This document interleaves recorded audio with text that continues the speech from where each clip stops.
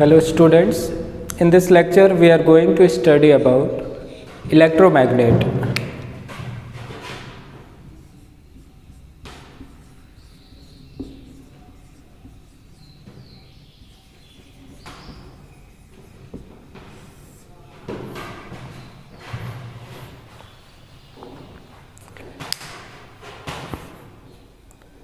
तो इलेक्ट्रोमैग्नेट क्या होता है? तो लास्ट क्लास में हम लोगों ने सोलेनॉइड स्टडी किया था, तो उसी तरीके से हमारा होता है इलेक्ट्रोमैग्नेट। अगर हम क्या करते हैं, इसको एक सॉफ्ट आयरन कोर या कोई एक कोर लेते हैं। कोर क्या होता है? तो कोर से मतलब है कि हमने क्या किया, कोई भी एक मेटल पीस लिया, उसके अराउंड हमने वायर को क्या कर दिया, लपेट दिया, एक कॉइल बना दी जैसे हमने सोलेनॉइड में बनाई थी। और उससे जब हम इलेक्ट्रिक करंट पास कराते हैं तो फिर वो क्या करता है, एक मैग्नेट की तरीके से बिहेव करता है। इसी को हम बोलते हैं आर्टिफिशियल मैग्नेट या फिर मैन मेड मैग्नेट। हम लोगों ने दो टाइप की मैग्नेट स्टडी की थी। एक हमारा था नेचुरल मैग्नेट जो हमें नेचर से डायरेक्टली मिलता था, दूसरा मैंने आपको बताया था आर्टिफिशियल मैग्नेट जिसको हम लोग बनाते थे। बस ये वही चीज़ है इलेक्ट्रोमैग्नेट। ठीक है, अब बनाते क्या है, इसकी डेफिनेशन कैसे होगी? तो electromagnet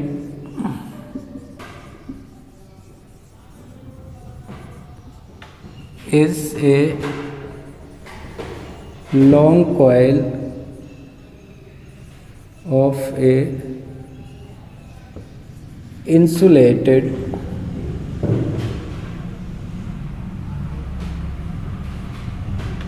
long coil containing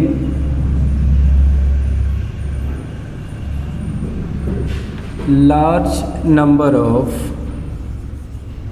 turns of insulated copper wire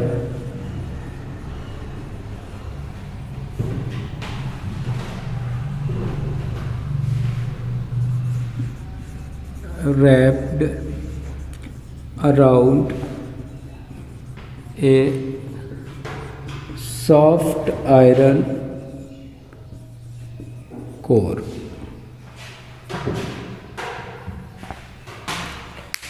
तो electromagnet is a long coil containing large number of turns of insulated copper wire wrapped around a soft iron core।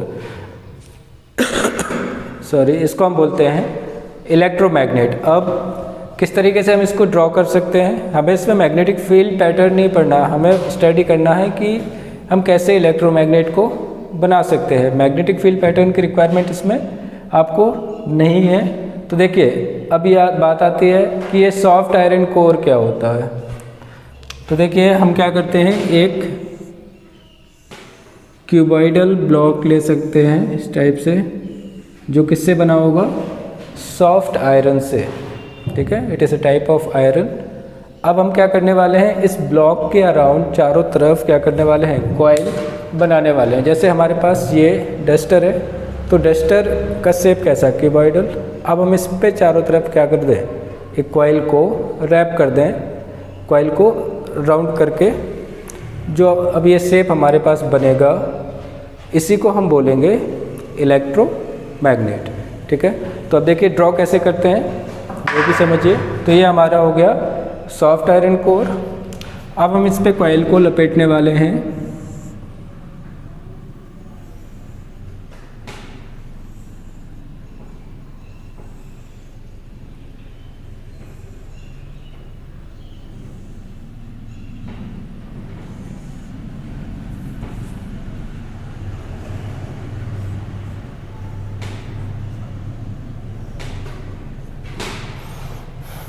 तो ये जो स्ट्रक्चर हमारे पास बन गया, ये क्या है, दिस इज ए इलेक्ट्रोमैग्नेट। और जैसे हम की को ऑन करेंगे तो क्या होगा, इससे करंट फ्लो होना स्टार्ट हो जाएगा। और करंट जब फ्लो करेगा तो हम जानते हैं एक करंट कैरिंग वायर जो है वो मैग्नेटिक फील्ड प्रोड्यूस कराती है। तो इस तरीके से हम लोगों ने क्या किया, इसकी स्ट्रेंथ को इंक्रीज़ करा दिया, नंबर ऑफ टर्न्स हमने बना दिए। तो अब ये क्या करता है, एक स्ट्रॉन्ग मैग्नेटिक फील्ड जनरेट करता है, इतना ज़्यादा कि यह फोर्स अप्लाई कर सकता है। अब देखिए इसके हम पोल्स को भी डिटरमाइन कर सकते हैं क्योंकि हम लोगों ने स्टडी कर रखा है क्लॉक फेस रूल। तो देखिए करंट किस एंड से आ रहा है, तो दिस इज पॉजिटिव टर्मिनल और ये नेगेटिव, तो करंट ऐसे आ रहा है। अब यहाँ पे क्लियरली आपको समझ आ रहा होगा कि ये वायर में इतना पार्ट आपको नहीं दिख रहा है, इसका मतलब ये वायर पीछे से बाहर की तरफ आ रही है, मतलब ऐसे कंडीशन है। तो ये डायरेक्शन कौन सी है, clockwise. If the direction is clockwise तो पोल कौन सा होगा, तो answer is pole will be south pole. तो ये वाला पोल कौन सा होगा, नॉर्थ पोल। ओके, तो ये तो बन गया हमारा इलेक्ट्रोमैग्नेट।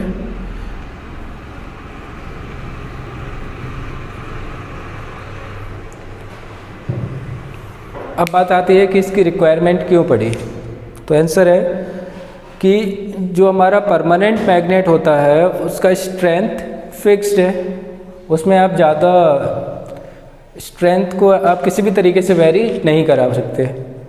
और अगर हमें रिक्वायरमेंट है कि बहुत ज़्यादा स्ट्रॉन्ग मैग्नेटिक फील्ड जनरेट हो, इतनी ज़्यादा कि वो बहुत सारे बड़े बड़े हैवी ऑब्जेक्ट्स को पिक कर ले, तो उसके लिए आपको किसकी रिक्वायरमेंट पड़ने वाली है, एक स्ट्रॉन्ग मैग्नेट की। और स्ट्रॉन्ग मैग्नेट आप परमानेंट मैग्नेट को नहीं बना सकते क्योंकि हम जानते हैं उसकी स्ट्रेंथ फिक्स रहती है और उसको चेंज नहीं कर सकते। लेकिन इलेक्ट्रोमैग्नेट जो हम बनाते हैं, हम अपने रिक्वायरमेंट के हिसाब से उसकी स्ट्रेंथ को इंक्रीज़ या डिक्रीज़ कर सकते हैं।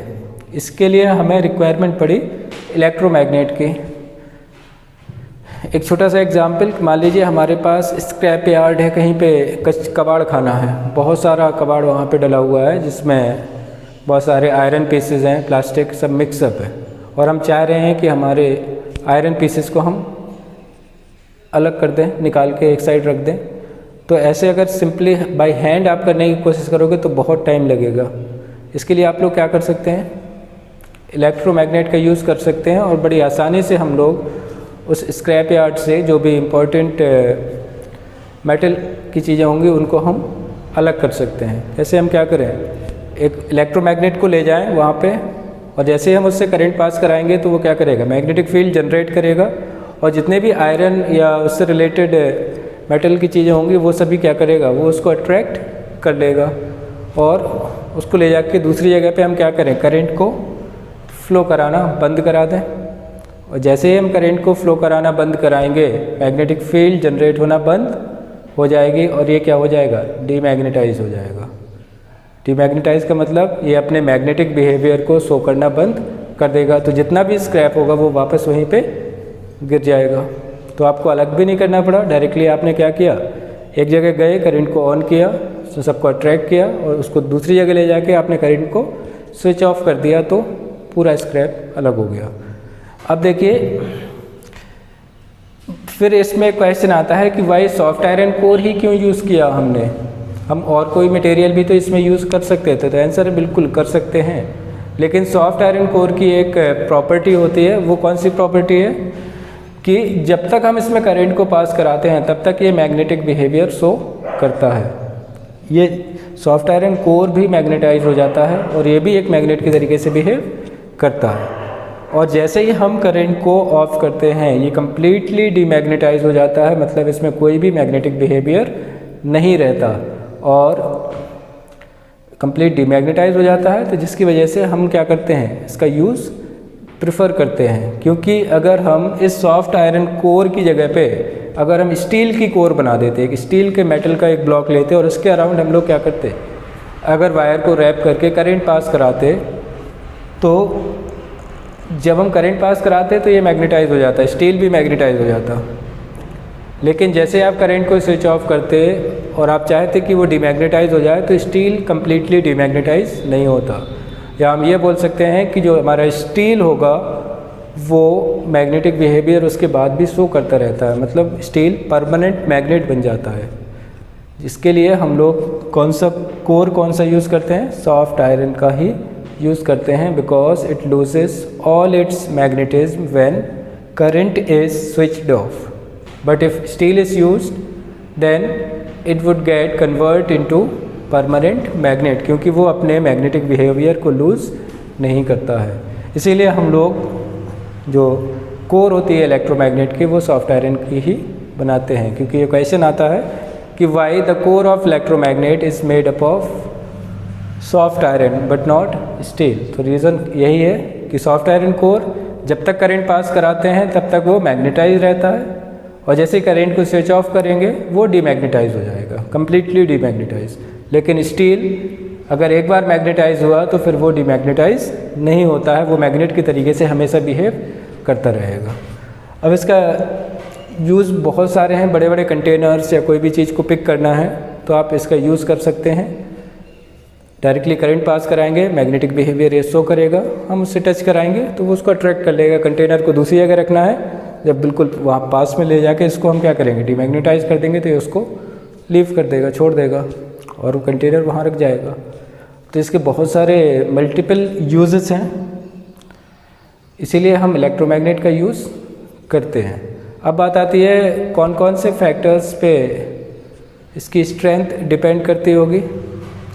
तो स्ट्रेंथ की अगर हम बात करेंगे तो मैग्नेटिक फील्ड स्ट्रेंथ डिपेंड करता है करंट पे। दूसरा, मैग्नेटिक फील्ड स्ट्रेंथ डिपेंड करता है नंबर ऑफ टर्न्स पे। इसके अलावा एक और चीज़ हमने देखी है कि अगर हमारे ये जो नॉर्थ और साउथ पोल है ये जितना ज़्यादा क्लोज़र होंगे उतनी ज़्यादा स्ट्रेंथ इसकी ज़्यादा हो जाती है। तो नॉर्थ और साउथ पोल को अगर पास में लेके आना है तो एक तरीका तो ये है कि हम क्या करें, इसको बहुत छोटा कर दें कॉइल, तभी ये नॉर्थ और साउथ हमारे पास आ सकते हैं। तो इससे क्या होगा, कॉइल की जो नंबर ऑफ टर्न्स है ये कम हो जाएंगे, तो इससे तो स्ट्रेंथ हमारी डिक्रीज़ कर जाएगी। तो इसका एक और सॉल्यूशन ढूंढा गया कि हम क्या करें, जो हमारी इलेक्ट्रोमैग्नेट है उसको अगर कुछ इस टाइप का शेप दे दिया जाए,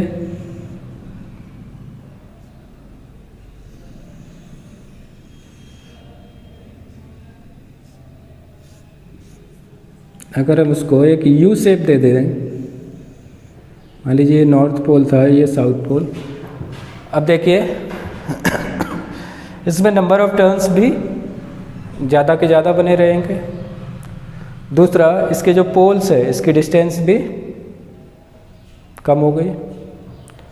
डिस्टेंस कम होने से इसकी स्ट्रेंथ और इंक्रीज करती है। तो तीन फैक्टर होते हैं, पहला करंट, दूसरा number of turns, third is length of air gap between its pole.